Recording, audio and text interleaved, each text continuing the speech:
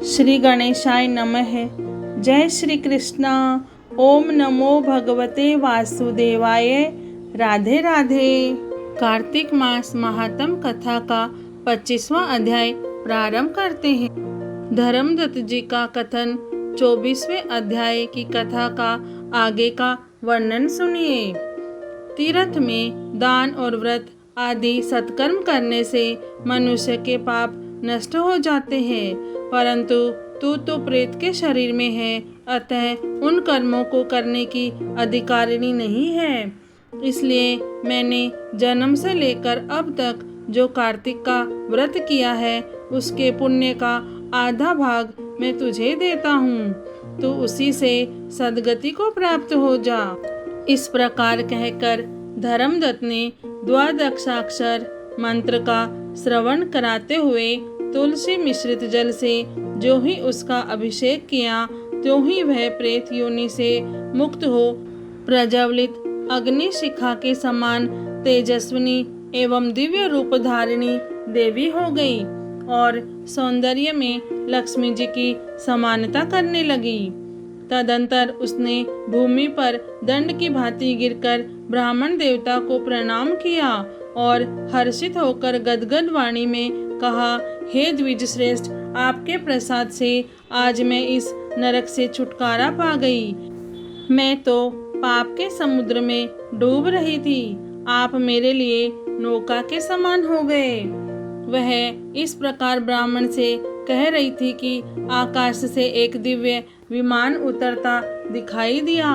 वह अत्यंत प्रकाशमान एवं विष्णु स्वरूपधारी पार्षदों से युक्त था। विमान के द्वार पर खड़े हुए पुण्यशील और सुशील ने उस देवी को उठाकर श्रेष्ठ विमान पर चढ़ा लिया। तब धर्मदत्त ने बड़े आश्चर्य के साथ उस विमान को देखा और विष्णु रूपधारी पार्षदों को देखकर साष्टांग प्रणाम किया। पुण्यशील और सुशील ने प्रणाम करने वाले ब्राह्मण को उठाया और उसकी सराहना करते हुए कहा, हे द्विजश्रेष्ठ, तुम्हें साधुवाद है, क्योंकि तुम सदैव भगवान विष्णु के भजन में तत्पर रहते हो, दीनों पर दया करते हो, सर्वज्ञ हो तथा भगवान विष्णु के व्रत का पालन करते हो।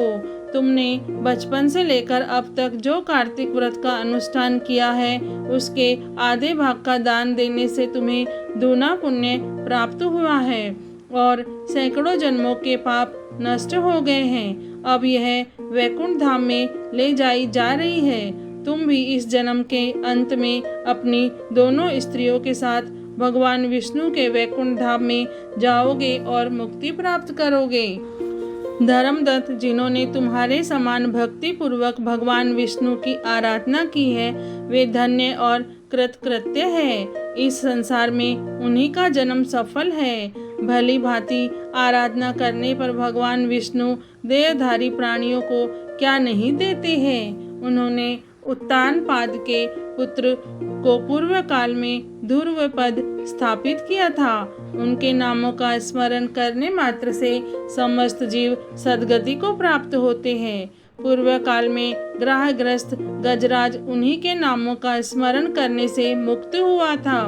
तुमने जन्म से लेकर जो भगवान विष्णु को संतुष्ट करने वाले कार्तिक व्रत का अनुष्ठान किया है, उससे बढ़कर न यज्ञ है, न दान है और न ही तीर्थ है।